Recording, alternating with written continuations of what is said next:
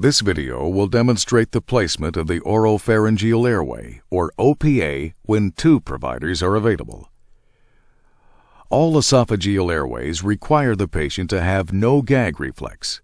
If the patient regains consciousness and begins to gag or vomit, these devices are removed immediately.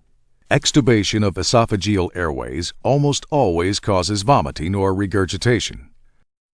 Consequently, suction equipment must be readily available when the device is removed. Observe standard precautions.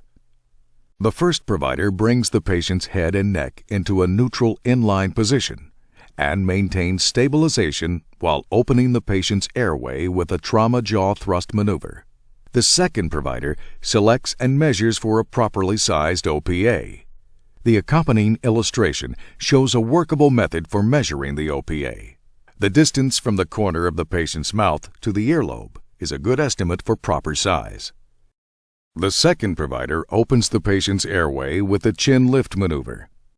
The OPA is turned so that the distal tip is pointing toward the top of the patient's head and tilted toward the mouth opening. The second provider inserts the OPA into the patient's mouth and rotates it to fit the contours of the patient's anatomy.